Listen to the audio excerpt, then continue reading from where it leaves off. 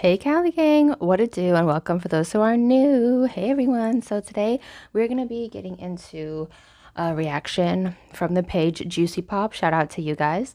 It is titled "The Truth About Boy Meets World: All the Behind the Scenes Drama That Nobody Knew About." Yalla. All right, so let's start by saying please like, comment, subscribe, hit the bell notification so you're notified as to when I post, kept up to date. All right, please help me achieve my dream of becoming a full-time YouTuber and monetized. All right, we are about, I think, 900 subs right now, which my mind is blown. Like, I appreciate you guys so much. Thank you so much. But yeah, so let's get into it. I will start by saying this.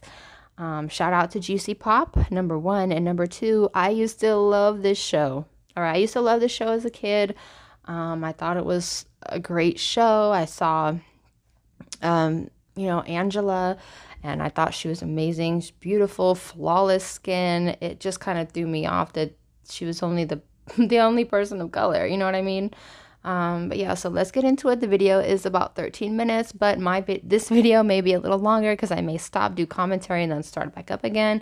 But I'm not really sure, so we'll see how it plays out. But let's get into it, y'all.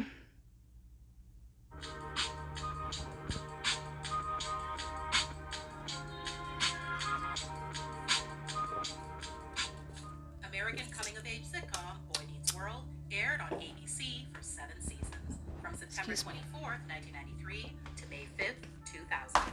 It joined the network's TGIF lineup of Family Matters, Step by Step, and Hangin' with Mr. Cooper. The show, co-created by Michael Jacobs, focused on Corey Matthews, played by Ben Savage, a 6th grader navigating his way through the changes in his family and school life. He shares a strong bond with his parents, Amy, played by Betsy Randall, and Alan, played by William Russ, his older brother Eric, played by Will Friedle, and his younger sister Morgan, originally played by Lily Nixay.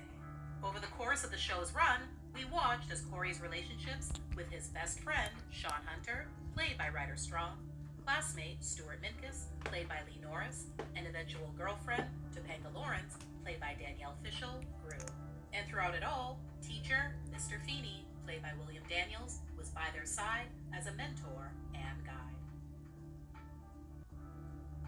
Michael, who had previously co-created another TGIF sitcom, Dinosaurs, was wrapping up that show when he found himself walking down the hallways at ABC, where he ran into a Disney executive.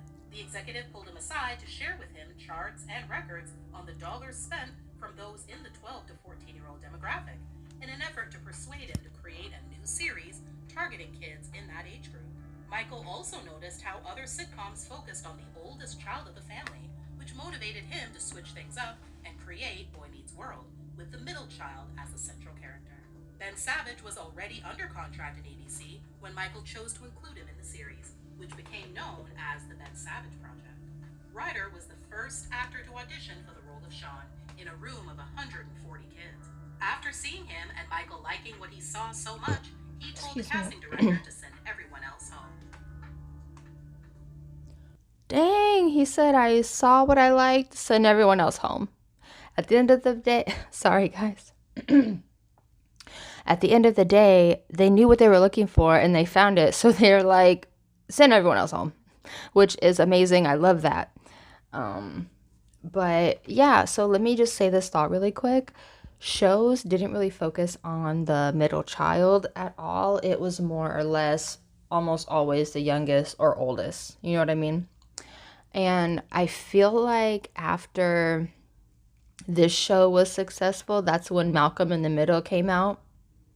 Maybe. And oh, I'm so sorry. I'm having a brain fart. Yeah, sorry guys. Anyway, let's finish this out. It was the 90s, all right? It was the 90s. Everyone had money. Life was good. Well, maybe for some. The role of Corey's older brother Eric came down to 3 people: Will, Ryder's older brother Shiloh, and Jason Marsden. Obviously, Will secured the role. However, a different actor portrayed Eric in the unaired pilot. Danielle was also not the original actor cast as Topanga, but she assumed the role before the character's first episode. Michael always wanted to work with William Daniels, but he initially rejected the offer citing that he was apprehensive about acting in a sitcom and valued teachers too much to make fun of them. It wasn't until William was told by Michael that the role was based on a mentor of his when he was in high school. William knew then that the plot would be written with respect. The hiccups could. That's so cute. I love that. I love that. And the fact that the actor that played Mr. Feeney was like, yo, I'm not going to diss teachers. I respect them, this and that. Like, that's amazing because I feel like teachers don't get their flowers at all.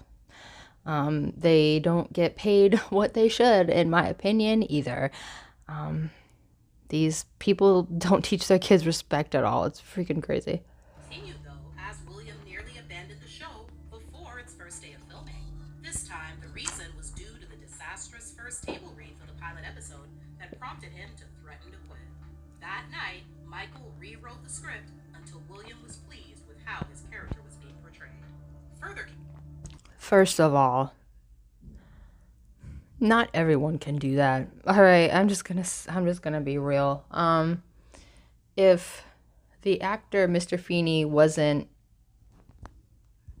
what he was, if he was any other nationality, they would have probably kicked him off the show and just found another actor. I'm just gonna be real. Not a lot of actors have that much power, especially the actors of color. Let's just say that and keep it real, all right? Because that's what we do here, okay? We keep it real. Characters were introduced in later seasons. They include teacher Jonathan Turner, played by Anthony Tyler Quinn, friend of Jonathan, as well as a teacher, Eli Williams, played by Alex Desire, Eric's college roommate and Sean's long-lost half-brother, Jack Hunter, played by Matthew Lawrence, Eric and Jack's roommate, Rachel McGuire, played by Maitland Ward, and Sean's girlfriend, Angela Moore, played by Trina McGee-Davis.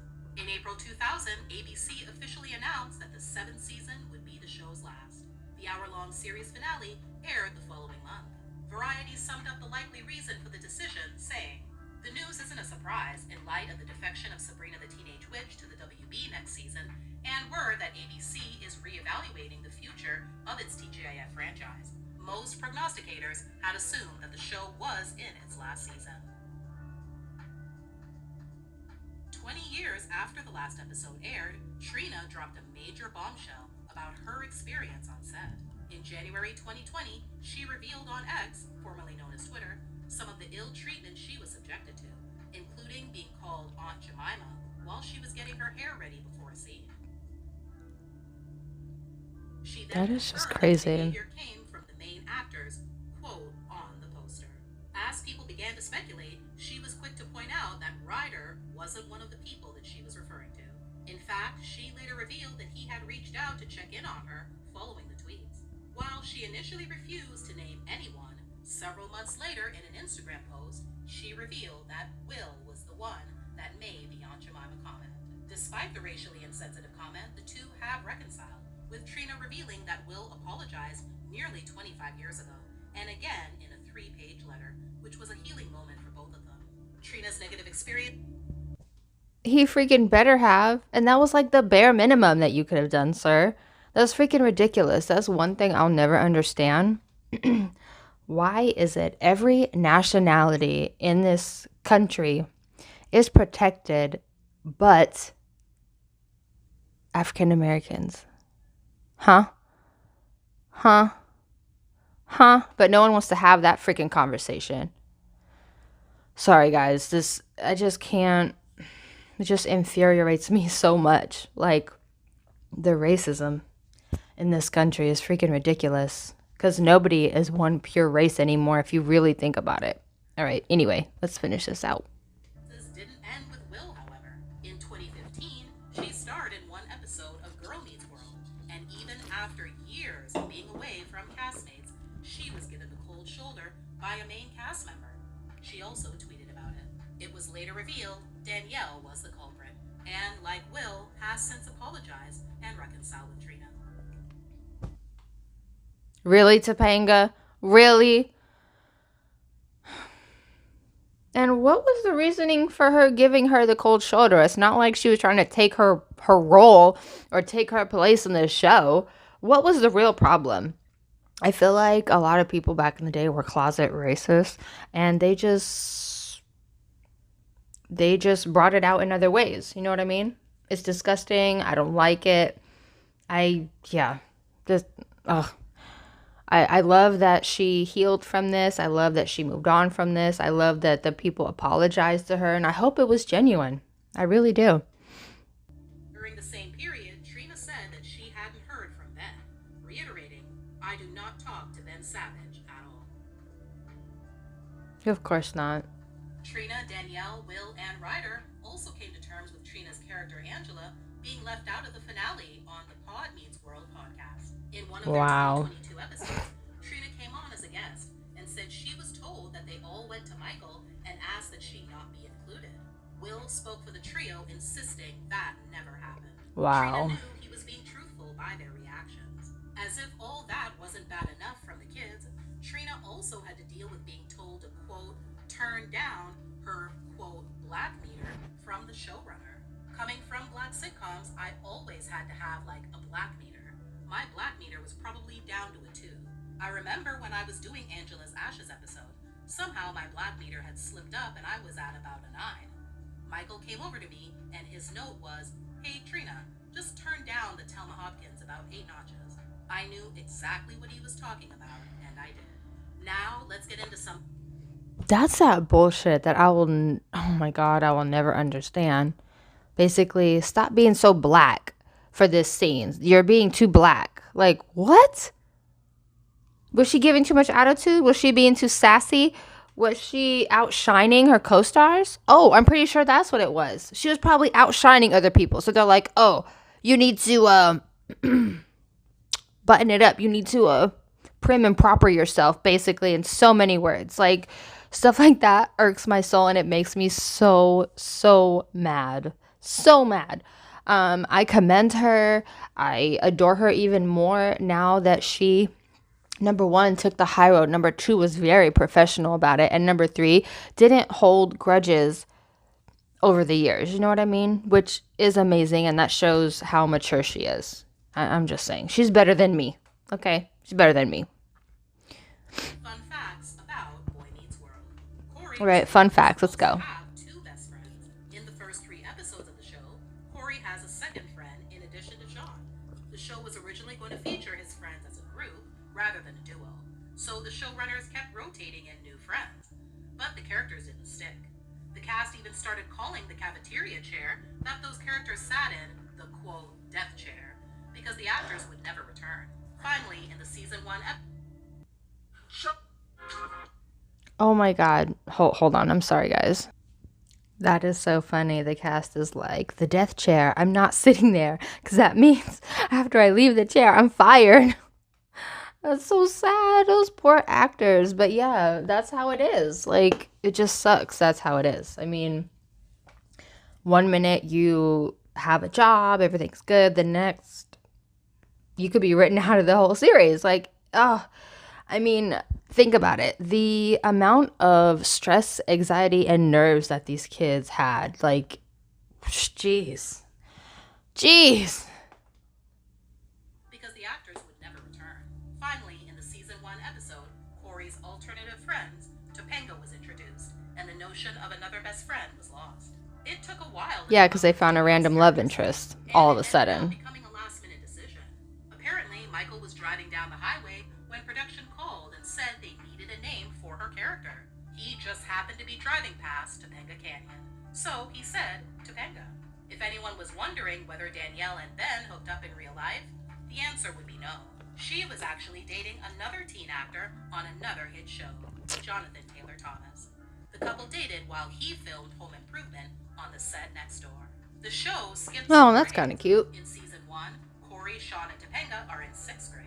In the season 2 premiere, the characters are 7th graders and enter high school. Then, at the beginning of season 4, the characters are referred to as 11th graders.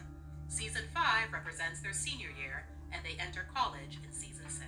Scenes between Eric and Sean were limited for a reason. The two Why? immediately became great friends during filming and remain close to this day. In a 2013 reunion, Will admitted that him and Ryder weren't able to do scenes together because they would look at each other and start laughing. Oh, that's cute. Run, they only had a handful of scenes together. Another disappearing That's character sweet. was Mr. Turner. He played a pivotal role in the high school. Yeah, he was a good teacher. I remember him. Last episode of the 4th season, he gets into a life-threatening motorcycle accident. He never appears on the show again and is rarely mentioned. According to Ryder, the 20-something Mr. Turner was written into the show because Friends was popular at the time, but he didn't quite fit Oh, in. wow. One character that didn't disappear but was instead replaced was Morgan Matthews. In the first 2 seasons, Licky Nixay played the youngest member of the Matthews family. Then, a few episodes into season 3, Lindsay Ridgway took over the role. It was never explained why Lily was replaced. ABC ran an online poll asking whether Corey and Topanga should get married. Excuse me. While Michael wanted the iconic couple to marry before the show ended, the network disagreed with the decision, believing the characters, at 20 years old, were far too young. Michael was actually the one to suggest the poll. The results were clear. The audience wanted to see their favorite couple marry, and they did midway through the last season. The final scene is the only one in the show where viewers get to see Danielle's tattoo. Because the scene was only filmed once, the crew had 4 cameras set up to capture all the action. Since her hair Topanga had a tattoo? the majority of the show, the tattoo, Chinese letters on the back of her neck, were never visible. In that scene, though, she had pigtails. Oh! So the tattoo was revealed when she was shot from the rear. Walt Disney Studios Home Entertainment, as Buena Vista Home Entertainment, released the first 3 seasons of Boy Meets World on DVD in 2004 and 2005. After acquiring the rights in 2009, Lionsgate Home Entertainment re-released the first 3 seasons, as well as season 4 on DVD in 2010. Seasons 5, 6, and 7 were released in 2011. In 2013, they released Boy Meets World, the complete collection on DVD in North America. The 22-disc set features all 158 episodes of the series, as well as new and previously included bonus features from the original sets. Since 2019, the show has been made available to watch on Disney+. Danielle, Will, and Ryder began hosting a podcast called Pod Meets World in 2022, in which they re-watch and commentate on every episode of Boy Meets World. The 3 co-stars began discussing doing a podcast several years prior after attending a fan convention. Ben chose not to take part in the project after being asked, saying it wasn't his thing. As far as the possibility of him coming on as a one-time guest at least, that's highly unlikely. In 2023, in an interview with Variety, the trio revealed that they haven't spoken to Ben in 3 years after he abruptly disappeared from their lives. Wait, so wow, that's crazy. Talk about main character syndrome. Literally the main character having main character syndrome after the main character show. Like, wow. But yeah, at least he was honest. He's like, hey, that's not my thing. But yeah, just crazy. And yeah, it's sad that I'm sorry, I'm gonna call her Angela because that's what I remember her as for her character. It sucks that she's not on the podcast. All right, and I'm not really sure why she wouldn't be, like, right? Like 2 guys, 2 girls, perfect combination. But whatever. Said they would often reunite with him at fan conventions after working on Girl Meets World. During that period, they started discussing plans for a Boy Meets World rewatch podcast. While he was adamant about not wanting to be involved, he told the others to go ahead. The time between those conversations and when the podcast finally started was a significant amount of time. While they launched the podcast in 2022, they'd lost contact with Ben long before that. Danielle said she was particularly close with him after the birth of her first son in 2019. Their relationship soon changed, though, and he ghosted her as well as the others. Will said he's made various attempts to get in touch with Ben to no avail, including calling every single day for a month. He also insists that there was no fight, animosity, or falling out. In addition to reviewing old episodes, the Pod Meets World hosts also speak about their behind-the-scenes experiences, good and bad. One for the bad column is the fact that filming the show wasn't always a great time. On her first day on the job, Danielle talked about meeting with creator Michael Jacobs to go over his notes on her performance. First, he made an insulting comment about them in front of everyone. Then, when they were alone, he told her that if she didn't improve by the next day, she'd be fired. After telling her story, Ryder, Will, and their guest on that episode, director and supervising producer David Trainer, all agreed that working on the show meant always trying to earn Michael's approval and fit his vision. Writers specifically called... In all honesty, that's how it is. That's how it is. Like the actor and producer are the, no, I'm sorry, not the actor. The director or writer and producer are like the last, like you have to fit their vision. Like if they don't see eye to eye, it's not going to work. And of course they're going to say, of course they're going to be like, oh, coming to this show every day wasn't always a good time. No, it's not always going to be a good time because you're there to work. All right. Like, yeah, you're in your career, you're doing your thing, you're living your dream. But at the end of the day, it's still work at the end of the day. Duh. Oh my gosh. Hold on. Sorry. Writer Will and their guest on that episode, director and supervising producer David Trina, all agreed that working on the show meant always trying to earn Michael's approval and fit his vision. Writers specifically called the atmosphere, quote, damaging, and that it caused him to dislike being in front of the camera as he got older. He said that Michael had high expectations he felt he couldn't meet as a young teenager. In March 2024, the podcast trio also shared with fans during the Boy Meets World cast reunion panel at 90s Con that there will be a documentary about the show. Danielle added, "We aren't even sure if it's ever going to go anywhere or not. We're not necessarily intending on doing anything with it.